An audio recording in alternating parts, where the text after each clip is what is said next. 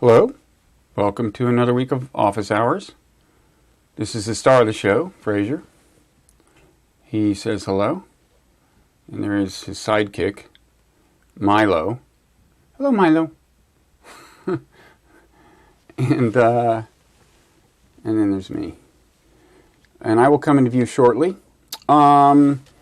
Anyway, speaking of Fraser and Milo, we want to start with a comment that came from the discussion forum from Luis Marcone, who suggested, after watching Office Hours, that perhaps cats display a Buddha nature that is even superior to the Buddha nature of dogs. Now, Luigi, I understand that you're kidding, and I thought it was funny. I just want you to know that Fraser and Milo were not amused. They did not find the humor in that. And you know, in discussing that with them, a possibility came up that maybe it's not so much a question of which species has the superior Buddha nature, but which species has the more deeply hidden Buddha nature. I have long acknowledged that Fraser's Buddha nature is very deeply hidden, and Milo's, for that matter, isn't exactly always on shimmering display. But we think it's in there somewhere, even in the case of Fraser. Speaking of Fraser and Milo, you're probably wondering, what kind of week did they have? And more specifically, what kind of week did their modules have? I would say a good one. I mean, first of all, as usual, the status modules were on pretty effective display. Milo continued to try to unseat Fraser as alpha and continued to fail.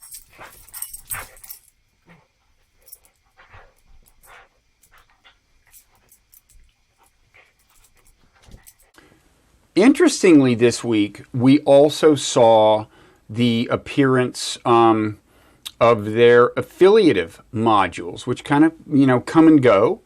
But there was an opportunity for them to really be front and center when the younger of my two daughters dropped by briefly from college to pick some stuff up, and the dogs had not seen her in a few weeks, and so their affiliative modules decided to affiliate with her.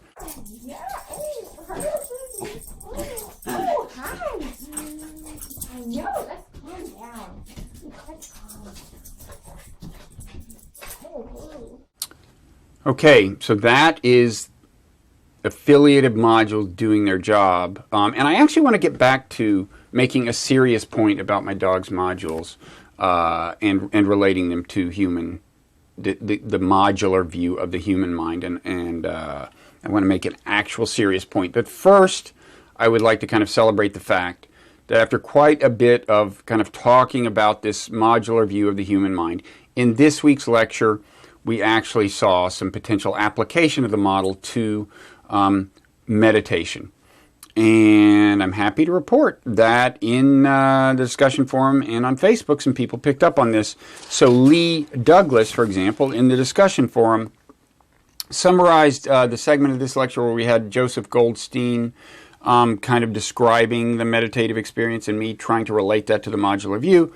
Lee says, basically, you think your thoughts come from you, in quotes, so you listen to them. But by rejecting this and seeing them as semi-independent actors in your brain, you can listen to them more objectively and feel okay about allowing or dismissing their value, just as you might allow or dismiss the spoken thoughts coming from your neighbor. Remember, Joseph did that little kind of comparison, that little kind of thought experiment or exercise of like imagine that all your thoughts are really coming from your neighbors. Anyway, and the key thing here, I think, is when Lee says you see your thoughts as semi-independent actors in your brain, you might say, wait a second, how can what's behind the thoughts? I mean, and that's one thing the modular model I think offers. The idea is there are these, as Lee puts it, semi-independent kind of modules generating thoughts, and that would help explain the claim by serious meditators such as Joseph that upon close inspection, the thoughts appear not to, in fact, be coming kind of from you, but more like towards you. Lee goes on to, let's see, Lee had a kind of a metaphor. From what I understand about modules, there isn't a controlling who that decides which module gets to put its thought in the conscious part of your mind. It's more like whichever module's cup fills up first wins the prize. Yeah, that's not a bad metaphor. I guess the more you use a module, the less that module's cup needs filling to spill into consciousness. Right.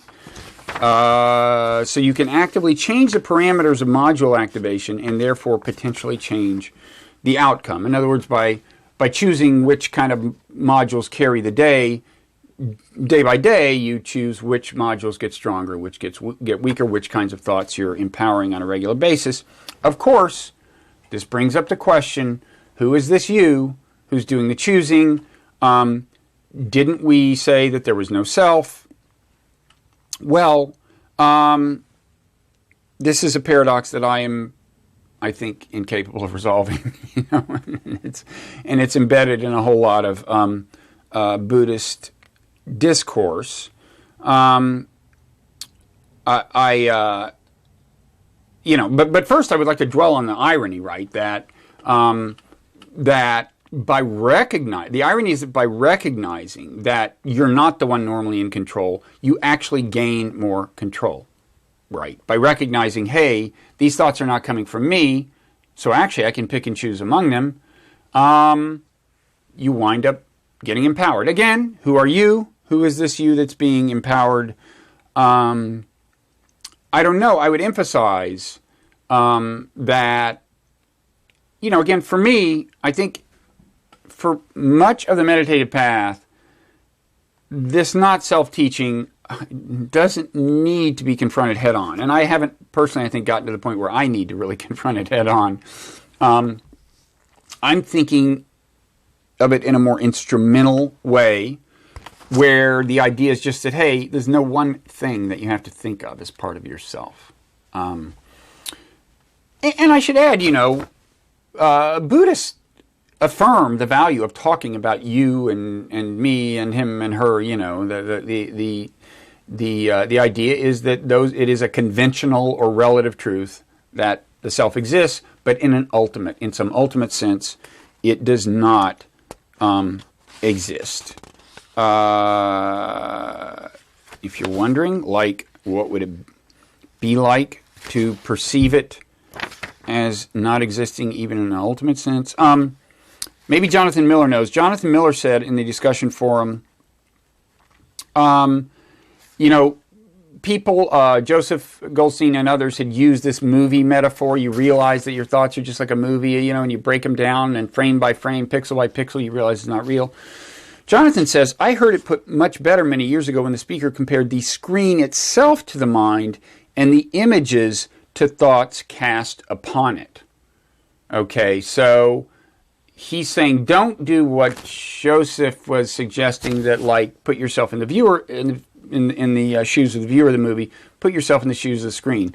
Okay, this is all above my pay grade, these kinds of distinctions. My main point would be, and I don't doubt that I could get far enough along in the path that I would go, yeah, screen is the way to think of it. But my main emphasis now would be the question is, wait a second, who is directing the movie? Who is directing this part of the movie? And I think by saying, wait a second, that's just a module who is directing that part, I can rewrite the plot. That, for me, is the current take-home. Jamie West asks in the discussion forum, says, I'm not sure the modular theory of the mind necessarily means that there is no self. Isn't our self basically the combination of the modules inside us? Yes, at different times, different modules might be in charge, but surely those are just different aspects of ourselves. You can certainly think of it that way if you want. Again, the whole Buddhist argument about the self applies to a particular definition of self that was being used by early Buddhists, and scholars argue about exactly the finest contours of that, but of what the conception of the self was. But we've talked about a couple properties it has. In any event, yeah, suit yourself. But I think some people find value in doing, it'd be perfectly reasonable to say, I want to define the self as the whole thing, all of my modules, the whole show. But there are people, I think you can make the case that there is value in thinking of it in a different way, and in thinking, hey, not all of that stuff is necessarily me. Now back to my dogs and modules. Here's the kind of serious point. I touched on this a little bit in the context of chimpanzees, but in a previous office hours, but I want to revisit this a little. Here's the thing about dogs. Dogs, when you think about it, are a pretty compelling case for a modular view of the mind, because it's like, it does usually seem they're just like on one channel and then they change the channel, right? It's like there is the status thing. There is the affiliate with my daughter thing, and then you take them for a walk and the thing is like, decide where to urinate. That's the focus. It's like there's a module for that. They may get distracted. They see another dog, and then you see them. You got to figure it out. Is it an enemy? Is it a friend? Is it a dog they could mate with? These are the three basic questions that seem to be on their mind, and then they react appropriately. But then if the dog leaves, back on track. Where should I urinate? It seems very simple. It's like just switching the channels for a dog, okay? And what I want to say is that although, of course, we are not descended from dogs, we are descended from a creature roughly as cognitively complex as dogs, right? Somewhere in our evolutionary past, maybe in the early primate phase, who knows, 20, 30 million years ago, I have no idea. There's a creature about as complex as a dog. That's our direct ancestor. Then you have a series of amendments to our brain getting chosen by natural selection. And then here we are.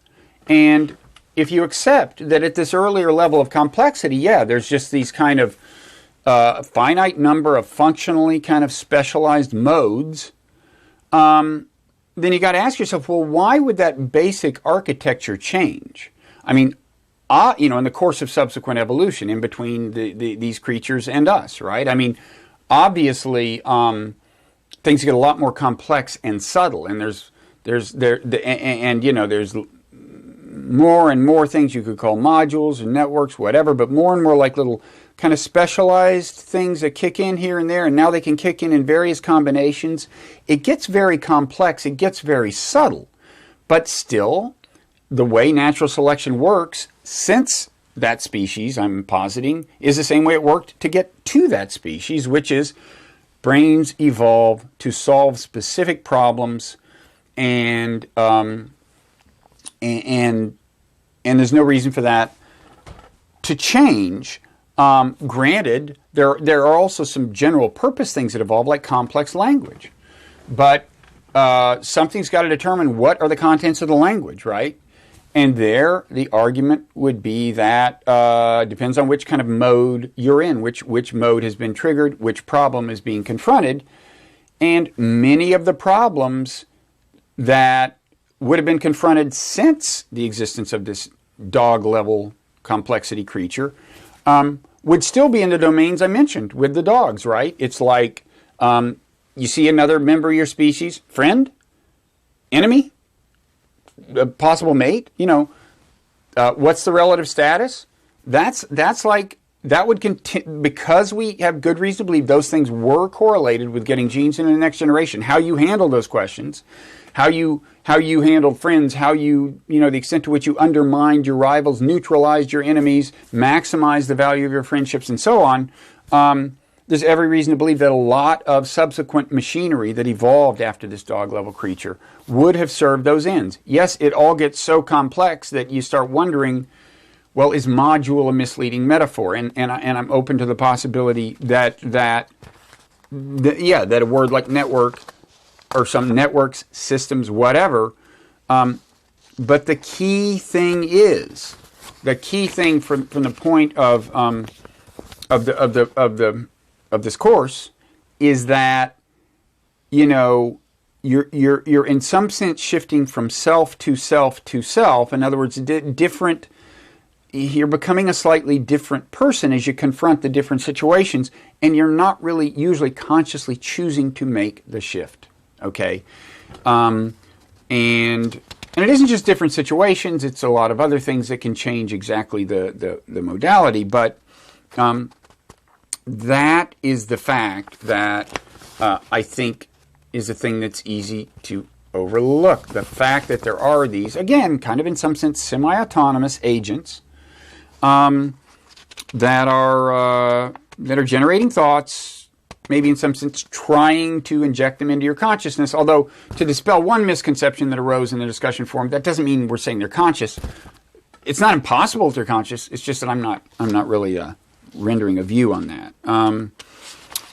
Okay, sorry if I went on a bit long about that, but you know how I get when I think about dogs and modules. Okay, Simona Holstein says, on Facebook, I found another modular mind approach by the psychologist Paul Gilbert in his book, The Compassionate Mind. Paul Gilbert describes these. There are three modules, one for vitality and action, one for anger and anxiety, one for content and connection. He has a Buddhist approach as well. As a psychologist, he's using meditation to help his patients.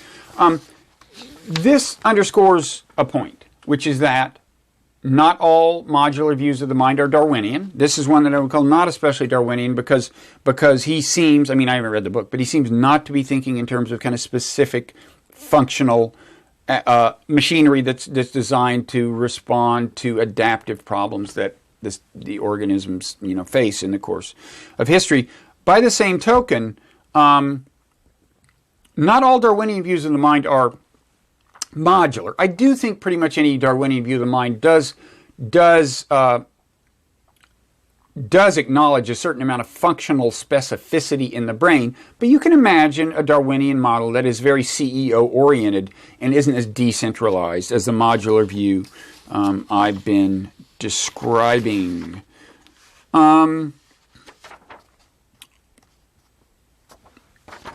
Jennifer Hawkins says, you mentioned that you don't necessarily subscribe to the specific modular mind view that I mentioned in the lecture. Well, which one do you subscribe to? Well, again, I don't think there is yet a super well developed version of this. It's super complex, so it's not like there's one I subscribe to.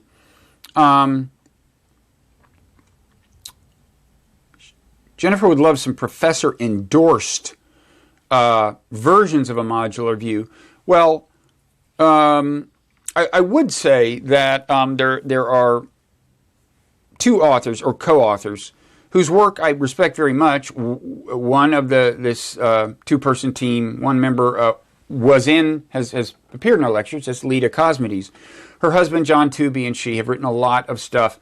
Lately, Leda has not been using the word module because, well, it's a whole issue about, there's a version of it that's been kind of popularized by other people that does not have all the features she wants to see in it. She now thinks there's some confusion, and I should say popularized by some kind of non-Darwinian thinkers.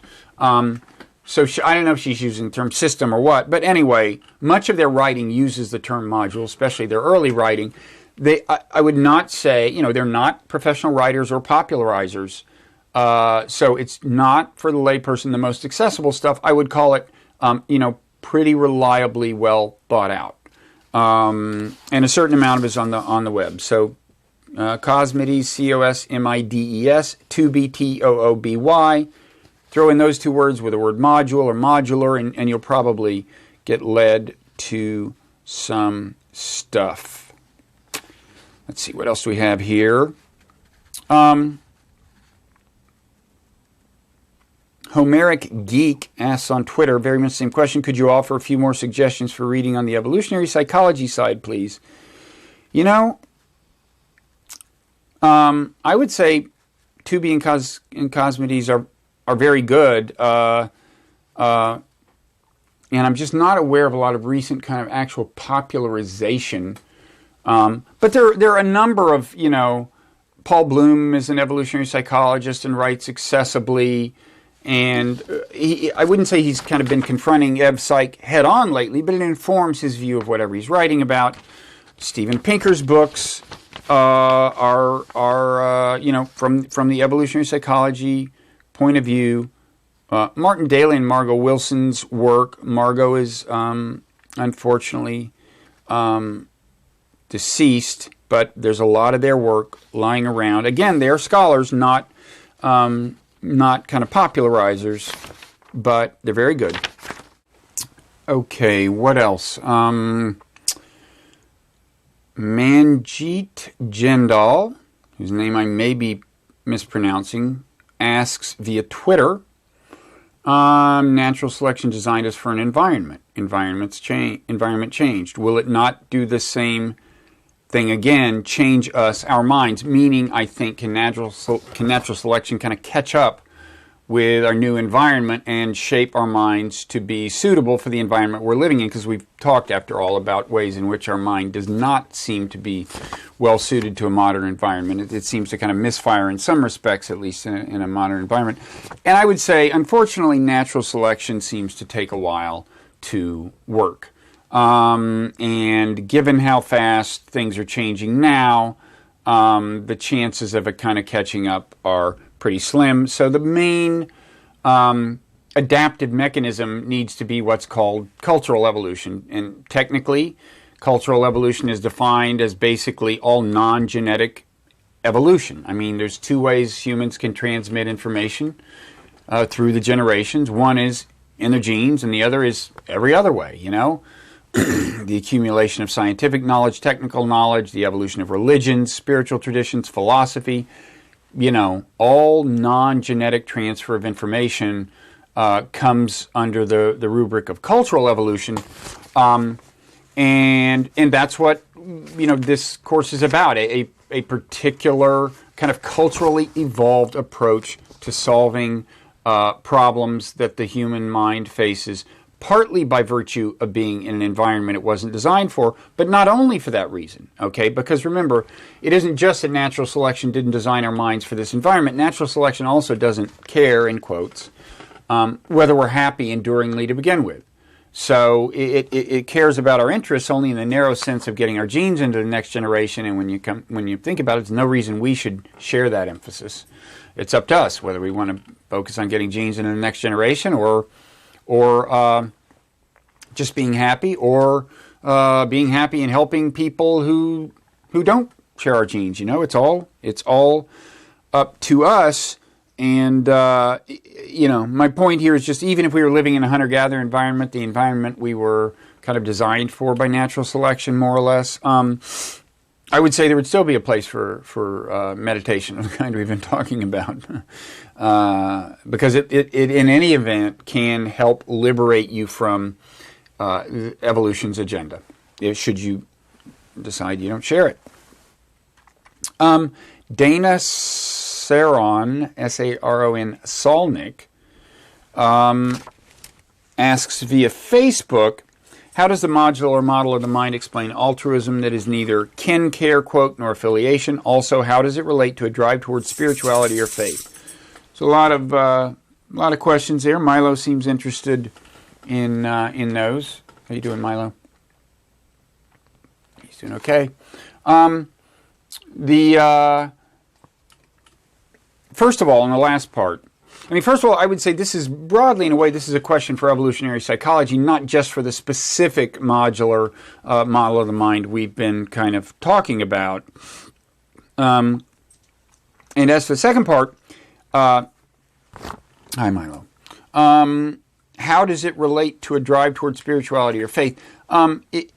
If the question is, why is it that humans everywhere seek religious... in all cultures, there seems to, the religious impulse or spiritual impulse seems to manifest itself. I tackled that in the appendix of my book, The Evolution of God, and that part of the book is available online for free. If you go to evolutionofgod.net, you will see there's excerpts from every chapter. You click on appendix, and it will say, here's an excerpt from the appendix. But just between you and me, it's not an excerpt from the appendix. It's the whole appendix. So it's my whole kind of chapter-length account of where the religious impulse comes from. On the question of altruism that is neither kin care nor affiliation, in other words, as an evolutionary psychologist would put it, explained neither by kin selection nor by reciprocal altruism. In other words, it's not a matter of just us forming friendships, kind of reciprocal altruistic loops. It's interesting question. I think certain things can be explained in principle by the fact that, remember, we evolved in a context, hunter-gatherer society, in which everyone we saw would have been someone we would be seeing again, pretty much. So if, for example, you see a homeless person on the street, Milo, are you trying to get on camera? I'm sorry, but there's more important things than that still. So if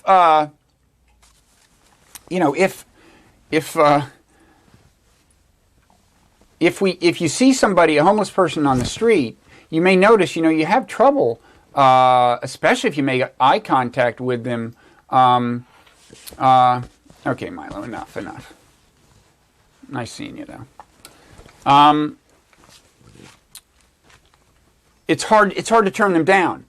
And, when you think about it, in a hunter-gatherer environment, any person, if they were really, really needy, it would have made sense in the somewhat cynical calculus of Darwinism to extend them a favor if they really needed it. That would leave them eternally indebted to you. That's one possible explanation. But the larger point is just that, look, as we reflect, we can choose to redeploy our basic impulses. We don't have to follow the strict agenda of natural selection. You can send money to people on the other side of the world who need your help, and it's great that you can. Milo, sorry.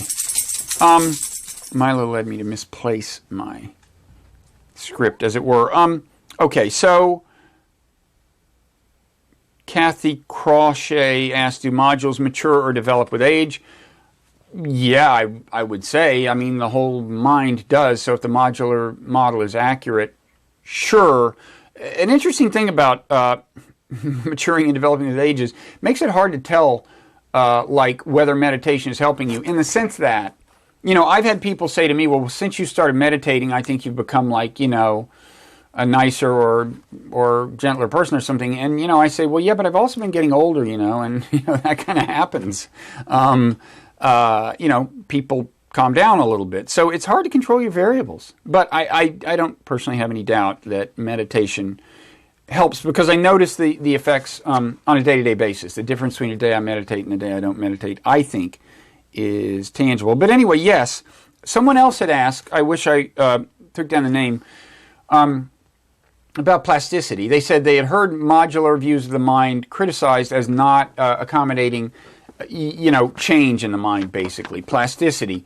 That, I think, is a bad rap. And it's kind of a bad rap against evolutionary psychology generally. EvPsych can totally, in principle, account for a highly plastic mind, okay? And I want to, dispel one common misconception is that evolutionary psychology is the view that when you see two people behaving differently, it must be because they have different genes. No, that's not inherent at all. I mean, different evolutionary psychologists have different views on the extent to which genetic differences between individuals matter.